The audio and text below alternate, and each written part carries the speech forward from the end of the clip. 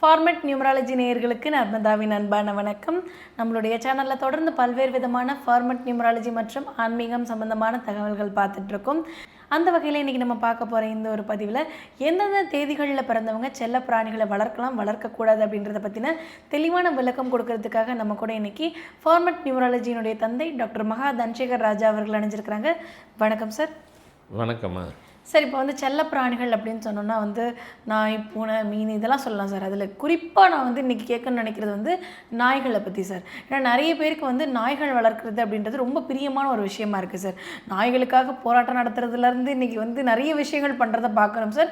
அவ்வளோ முக்கியத்துவம் நாய்களுக்கு கொடுக்குறாங்க. வீட்டில் ரொம்ப பாதுகாப்பாக இருக்கக்கூடிய ஒரு சூழலையும் அந்த நாய் க்ரியேட் பண்ணி கொடுக்குறது அப்படின்றத நிறைய பேர் நம்புகிறாங்க சார். அப்படி இருக்கும் பொழுது சிலருக்கு மட்டும்தான் நாய் வாங்கி வளர்க்கும் போது அது பாசிட்டிவ் கொடுக்கும். சிலருக்கு நாய் செத்து போயிடும், இல்லைனா நாய் வீட்டில் தங்காது, இந்த மாதிரி நிறைய பிரச்சனைகள் இருக்கும் சார்.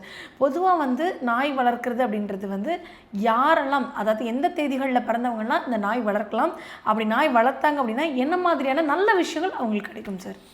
ஆமாம், ஃபர்ஸ்ட் ஆஃப் ஆல் வீட்டில் நாய் வளர்ப்பது நல்லதா இல்லையாங்கிறது ஒன்று. நீங்கள் சொன்ன மாதிரி சில பேருக்கு வளர்த்தா பிரச்சனைலாம் வருது, சில பேருக்கு அது தங்க கூட மாட்டேங்குது, நாயெல்லாம் எங்களுக்கு ராசியே இல்லைங்க அப்படிலாம் சொல்கிறவங்களும் உண்டு. ஆனால் இதுலேருந்து என்னென்னாக்கா பொதுவாக நான் என்ன சொல்கிறேன், நாய்ங்கிறது பைரவர். ஆமாம், பைரவருக்கு கோயிலே இருக்குது. கோயிலில் போனால் அதே நாய் தான் நிற்கும், பைரவர் சொல்லி நம்ம வணங்குறோம். ஸோ பைரவருங்கிறது கடவுளுக்கு சமங்கிறது நாம் ஏற்றுக்கிட்டோம், அதை வணங்குறோம், அதை ஃபாலோ பண்ணுறோம். ஆனால் நாம் நினைக்கிறது நாய் ஒரு சாதாரண நினச்சிக்கிறோம். இல்லைங்கிறத இப்போ சொல்லிட்டேன். எந்தெந்த தேதியில் உள்ளவங்களும் அதை கட்டாயம் வளர்க்கணும்னு ஒன்று இருக்குது. அதுக்கு ஏங்கிற காரணமும் நான் சொல்ல போகிறேன். இப்போது உங்கள் தேதியில், உங்கள் பிறந்த தேதியில், உங்கள் டேட்டில் 4 டேட்லேயே தேதி, மாதம், வருஷம், விதியன், அதை கூட்டியன், இந்த இடத்துல இந்த நம்பர் 2, 9 உங்கள் வீட்டுக்கிட்ட இருக்குது. கண்டிப்பாக நீங்கள் நாய் வளர்க்கணும். எதுக்காக நாய் வளர்க்கணும் அப்படின்னாக்கா, உங்கள் பிறந்த தேதியில் 2, 9 இல்லை 9, 2 இருந்துச்சுனாக்கா விபத்தை நீங்கள் உங்கள் வாழ்க்கையில் சந்தித்து கொண்டே இருக்கணும். அதுக்கு தான் அது. இந்த நாயை வளர்த்திங்கன்னு வைங்க, உங்களுக்கு வர விபத்தை அது தாங்கி கொள்ளும். அது எப்படி சார்? நமக்கு நாயின்றது நம்ம வீட்டில் செல்ல பிராணியாக வளர்க்க போகிறோம், அது கேட்ட தாண்டி எங்கேயும் அழைச்சிட்டு போகிறதில்ல பெரும்பாலும். அப்படிங்கிறப்ப நமக்கு வரக்கூடிய விபத்து அப்படின்றது எப்படி ஒரு நாய் தடுக்க முடியும் சார்?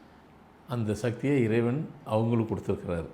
இப்போ நீங்கள் வீட்டில் மீன் வளர்க்குறீங்க, வாஸ்துக்காக வீட்டில் மீன் வளர்க்கும் போகும்போது எடுத்து முதல்ல 2-3 முறை வளர்ப்பீங்க, அப்புறம் வேண்டான்னு விட்டுருவீங்க. காரணம் அது இறந்து போயிடும். ஆமாம், அதனால் வேணுன்றீங்க. அது அர்த்தம் அப்படி கிடையாது. யார் வளர்த்தாலும் முதல்ல 2 நாள் 3 நாள் 2 முறை 3 முறை எப்படினாலும் வச்சுக்கிறீங்க.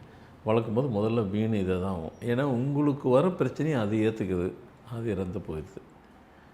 வீட்டில் நல்ல வைப்பு இல்லை அப்படின்னா கூட அது உள்ளே சக் பண்ணிக்குது. வீட்டில் யாருக்கேன்னு எதனா பிரச்சனை வந்ததுன்னா அந்த மீன் அதை உள் வாங்கிக்கிறது.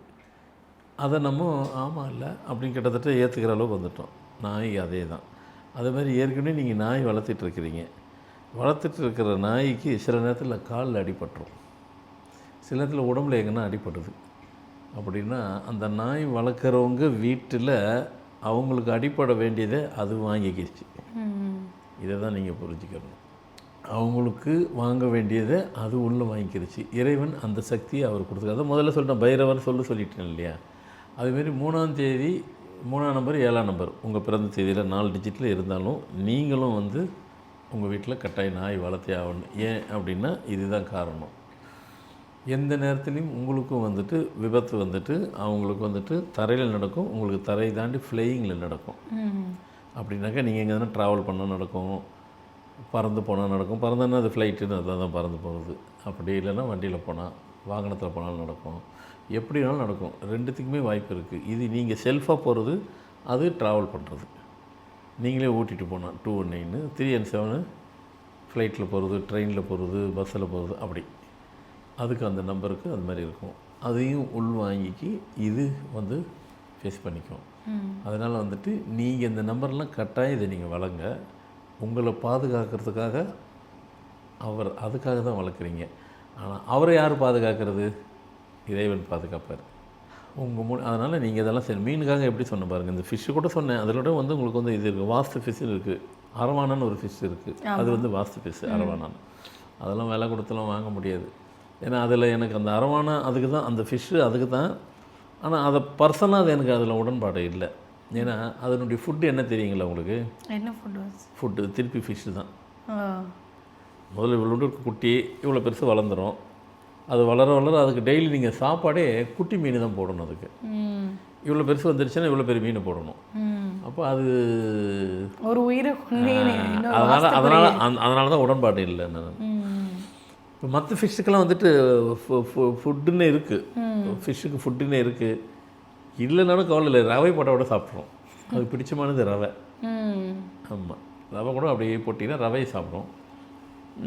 இப்போ ஃபிஷ் ஃபுட்டுன்னே விற்கிது, அது சாப்பிடும். ஆனால் அந்த அரவான ஃபிஷ் அப்படி கிடையாது. நீங்கள் குட்டி ஃபிஷ்ஷை வாங்கி உயிரோடு போட்டுட்டு அதை சாப்பிடுது. அது பட் அதுக்கு பவர் இருக்குது. ஆனால் என்னங்க இப்படி சொல்கிறீங்க, அதையும் சொல்கிறீங்க, அரவான ஃபிஷ்ஷுன்றீங்க, அதை வளர்த்தா அப்படின்னு நீங்களும் சொல்கிறீங்க, நாங்கள் எப்படி வளர்க்குறது? அதுக்கு பதில் ஆல்டர்னேட்டிவ் சொல்கிறேன். ஆர்டினரி ஃபிஷ்ஷுக்கு என்ன, 7 கோல்டன் ஃபிஷ்ஷு, 2 பிளாக்கு, 1 டேங்கர். டேங்கர்னு சுத்தம் பண்ணும். அந்த ஃபிஷ்ஷுக்கு பேர் டேங்கர் ஃபிஷ்ஷு தான்.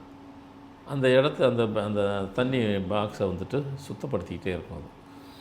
அது இந்த இப்படி வச்சிங்கனாக்கா அந்த ஃபிஷ்ஷுக்கு இந்த ஃபிஷ்ஷை நீங்கள் ஆரம்ப கட்டத்தில் வளர்க்கும் போகும்போது அப்பப்போ இது இறந்து போகும். அது காரணம் வைப்ரேஷன் சரியில்லைன்னா அது உள்வாங்கிக்கிறோம், அது இதாகிடும்.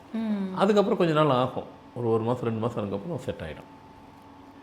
அதுக்கு எப்படி பவரோ அந்த சக்தி இறைவன் கொடுத்துருக்காரோ அதேமாரி டாகு நாய்களும் கொடுத்துருக்குறாரு. இந்த தேதி இருக்கிறவங்க அவசியம் கட்டாயம் நீங்கள் வளர்த்தே ஆகணும். இல்லை சார், இப்போ கவர்மெண்ட்டில் ப்ரொசீஜர்லாம் போட்டிருக்காங்களே, அது சட்டத்திட்டம்லாம் போட்டிருக்காங்க, அதுக்கு உட்பட்டு செய்யுங்க. பர்மிஷன்லாம் வாங்கணும். உலகம் ஃபுல்லாக அதான் உண்டு, நம்ம நாட்டில் தான் அது இல்லை. அதை இப்போ கொண்டு வந்துட்டாங்க, செய்யுங்க. பர்மிஷன் வாங்க சொல்கிறாங்க, அவ்வளோதான், வேறு ஒன்றும் இல்லை. அது நீங்கள் செய்யத்தானே வேணும். ஒரு பிரகாரம் செய்ய சொல்கிறாங்க, ஒரு பிரகாரம் செய்து தான் கரெக்டு. அதனால் ஒன்றும் தவறு இல்லை. இப்போ நீங்கள் வெளிநாட்டிலாம் போனீங்கன்னாக்கா வளர்த்திங்கனாக்கா அதுக்குன்னு காலம்பரம் ஒரு பிளேஸ் இருக்குது, அங்கே தான் கூப்பிட்டு போகணும்.